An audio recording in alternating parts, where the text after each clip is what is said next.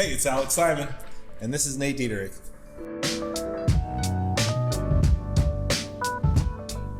Well, it depends on how many people you have to work with, to be honest. You know, like, it's your networking, it's your lead sources. Like, there's many different ways to be successful in real estate. There's not just one way.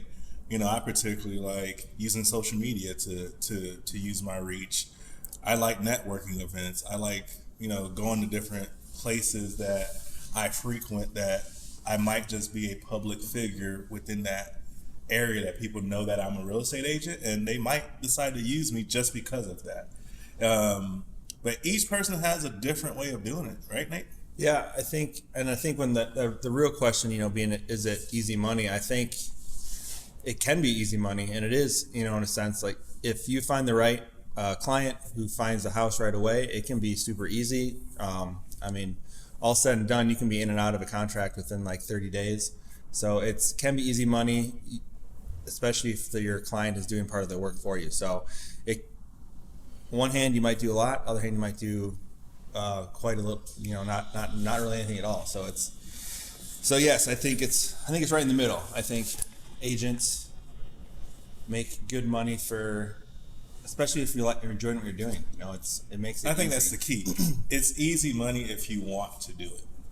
It's like one of those industries, like, you really have to want to do it. You can make easy money, but you're not gonna make long-term money. If you're doing it for the client, it makes it a lot easier. If you're all about the money. I was just talking to one of my friends who didn't use me as an agent. She actually fired her agent recently. He was actually charging a fee. So the 2.5% commission, I was like, well, the seller gives you the commission. She's like, well, no, he's charging me on top of the commission because he wants the guaranteed 3%. And I was like, well, he's in it for the money. He's not in it for your end goal. So that was kind of shocking to me that people are actually out there strictly going for the money, especially in this market where it is pretty much easier to sell real estate because we do have the inventory levels that if you're a buyer right now, it makes it pretty easy to shop and also get the seller to give you a little bit more than in previous markets where seller was saying, you know what, you want this house, you're going to pay what I'm asking you for, what I'm asking for, and then some, and you're going to pay me to buy the house, for me to sell you the house. I think once you get your pipeline up and running too, it makes everything easier. So starting off, real estate can be very difficult to make that money. As for me, I'm in the first year, I've only sold one house. And so it's, the money isn't flowing yet. But once you kind of get into year 3, 4, like Alex is, it definitely becomes easier. You have all your contacts and all the vendors that you're using already. And so it's just a one-stop shop. You can call people here and there. It just makes it easier as you get farther into it too. So yeah, it's not really a myth. I don't know. No, it's not a myth. I think it is a industry you can make a lot of money in. The key thing is making sure you want to be there in the first place. Absolutely not. We all discover what is called our niche of clients that we want to work with. Some people, like myself, I prefer first-time buyers and veterans. I'll work up with the move-up buyers, but a lot of times it will be somebody around my age group that I can kind of understand. If they went from 1 to 2 kids and they need a bigger spot, I can understand that. But if somebody who's retiring, I kind of have to partner up with somebody else who kind of knows what they would need to move on to that next phase. Like a lot of times we're dealing with the downsized buyer. I don't know all the things that go on to okay, how much money they need to go into a retirement. They might thought they had enough in the house, but maybe they don't. But for the move-up buyer, preferably it'd be somebody who has already owned a home. They just need to upgrade. I've done that before on my own, so I know how to have those conversations. The same thing with a veteran. I've been a veteran myself. Being a veteran myself, it is easy for me to communicate in a way that makes them feel comfortable, and that they are able to understand the process a lot better. So for me, that's where I focus. Nate, what would you say your focus is? Yeah, my focus is first-time home buyers as well, but I think every agent is different, and they cater to, like I said, their specific client they want to work with, and then also clients are looking for agents, almost just like you're looking for a therapist, right? Like you can go through multiple therapists, you can talk to people. If you don't have that connection, you don't want to work with those people. And same as jobs, this is a job. They're hiring someone to do work with them.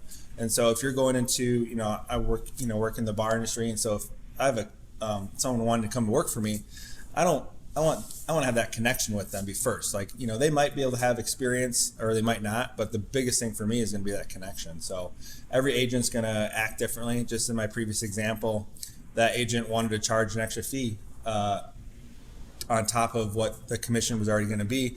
And that's a deterrent for a lot of people. So that's something that I wouldn't charge. So it's, that even right there is the one specific difference with. And some agents simply work with, like, that's their tier of clients that they want to work with. I simply just don't like to, I know I can't work with everybody. Right. And I try to work with people that I know that can make it smooth for both me and them, because I know exactly what it would take to get to the finish line.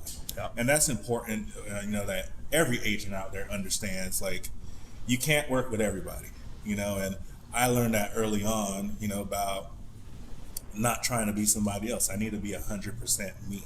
Yep. And that made it a lot easier. So when somebody tells me, oh, I saw you on video, I'm trying to do it like you, I'm like, no, be 100% you, because it's easier for you to be the agent that you need to be and not try to be somebody else. Right. Yeah, you might get the car salesmen too that are kind of really pushing you to do this, do that, buy the highest price home, things like that. But and then you have people like me and Alex. We both just kind of build the relationship first and kind of figure out what they truly want and kind of go from there. Let them kind of be in the driver's seat, and we're just there to guide, make sure that they don't make any crucial mistakes. No, how is it to date one? I would say if you're dating or in a relationship with one, your phone is pretty much always on the table. Like, you're always going to be answering clients, always be answering some type of email. And it's not personal, it's just part of the job. You could have parameters that you set. I preferably try not to do anything after 6 p.m. just to allow for more family time, but it's not always possible. But I do try to pretty much do 10 to 6. Give it to real estate, but sometimes you just have to do what you have to do in order to get, to that end goal. But you know what's great about dating a real estate agent or hanging out with? You get to, you have access to all these homes. I love just visiting vacant homes. And when I tell people... Oh, no, but we're not doing that type of real estate. What? What? I don't know where you're going. I'm just saying that. All I'm saying is that it's fun to go check out different homes and stuff like that. And just like, a lot of people always, whether they're interior decorators, things like that, they love to be in homes and see different homes. Like whether you're renting or currently owning, you always want to see what's out there. So it's always fun to kind of go in and visit. So that's what you. I'm not bringing people with me, but when you tell people that, they get kind of excited, like, "Oh, can I come with?" And I'm like, "Well, that's not really how it works." But you could be a client maybe on one of these times where we could just show you a house. So it's, I think. So is that how you? That's how you pick up. That's how I pick up girls. No.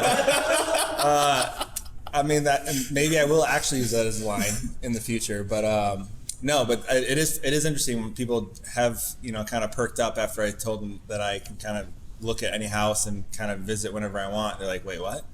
They're like, can I come with? So it can be, but I'm not using it yet. So Nate, are you saying that you're single, ready to mingle? I am single, ready to mingle. Absolutely. That's what it is. So if you're looking for a house or just want to go check something out, let me know.